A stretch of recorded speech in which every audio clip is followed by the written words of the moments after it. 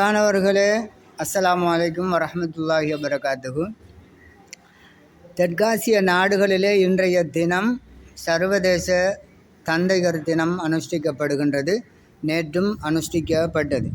இஸ்லாத்தினுடைய பார்வையிலே, குர்ஆன் ஹதீஸுடைய பார்வையிலே பெற்றோருக்கு மரியாதை செய்வது, பெற்றோருக்கு அடிபணிவது, குறிப்பாக தந்தையர்களை மதிப்பது என்பது மிக முக்கியமான ஒரு பாத்திரமாக, ஒரு அமலாக முன்வைக்கப்படுகின்றது.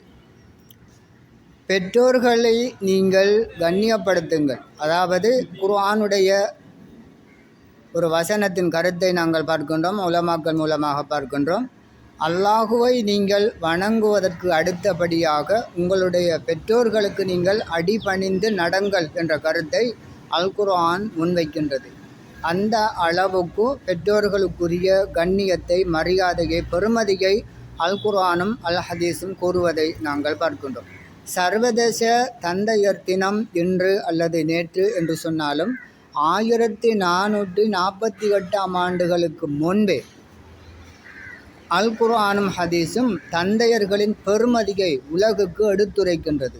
குழந்தைகளுக்கு, பிள்ளைகளுக்கு தந்தைகளின், பெற்றோர்களின் பெருமதியை எடுத்து கூறுகின்ற ஒரு மார்க்கமாக அல்லது ஒரு கிதாபாக அல் குர்ஆனையும் நாங்கள் அல் ஹதீஸையும் நாங்கள் குறிப்பாக இந்த நாள் பகுதிகள், இந்த காலப்பகுதி தந்தையர் தினம் என்பதனால் தந்தை தொடர்பான ஹதீஸுடைய கருத்துக்களை நாங்கள் பார்ப்போமேயானால், திருமிதி கிதாபினுடைய பதிவுகளிலே இருந்து உலமாக்கள் மூலமாக தந்தை தொடர்பாக நபி ஸல்லல்லாஹு அலைஹி வஸல்லம் அவர்கள் என்ன கூறியிருக்கின்றார்கள் என்பதனை நாங்கள் பார்ப்பது மிக சிறப்புடையதாக இருக்கும். தந்தை என்பவர், உங்களுடைய ஒரு தந்தை என்பவர் சுபனத்தினுடைய ஒரு வாசலாக இருக்கின்றார் என்ற கருத்தை நபி ஸல்லல்லாஹு அலைஹி வஸல்லம் அவர்கள் கூறுகின்றார்கள். நீ விரும்பினால் அந்த வாசலை வீணடித்துக்கொள், அல்லது தந்தையை திருப்திப்படுத்தி அந்த வாசலை திறந்துகொள். அதாவது அந்த வாசல் வழியாக நீ சொர்க்கத்துக்கு செல் என்ற கருத்தை ரசூல் ஸல்லல்லாஹு அலைஹி வஸல்லம் அவர்கள் கூறுகின்றார்கள். அதே போன்று இன்னும் ஒரு ஹதீஸுடைய கருத்தை திருமிதி கிதாபிலே இருந்து உலமாக்கள் மூலமாக நாங்கள் பார்க்கின்றோம். தந்தையினுடைய திருப்திகள் தான் அல்லாஹ்வுடைய திருப்தி இருக்கின்றது என்ற கருத்தை ஸல்லல்லாஹு அலைஹி வஸல்லம் அவர்கள் கூறுகின்றார்கள். தந்தையினுடைய திருப்திகள் தான் அல்லாஹ்வுடைய திருப்தி இருக்கின்றது.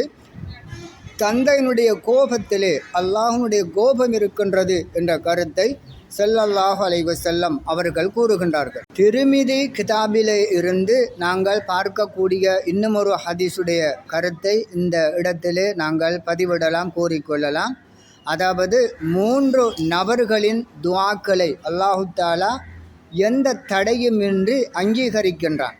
3 துஆக்களை அல்லாஹு தஆலா தன்னுடைய அரிசிலே, தன்னுடைய அருளின் அடிப்படையிலே நேரடியாக அங்கீகரித்து கொள்ளுகின்றான் என்ற ஹதீஸை திருமிதியிலே பதிவாகி இருக்கின்ற ஹதீஸ் ஒன்றிலிருந்து நாங்கள் பார்க்கின்றோம். அதாவது அநீதி இழைக்கப்பட்ட ஒரு மனிதனின் துஆ, அநீதி இழைக்கப்பட்ட ஒரு மனிதனின் துஆவை அல்லாஹு தஆலா எந்த திரையுமின்றி அங்கீகரிக்கின்றான்.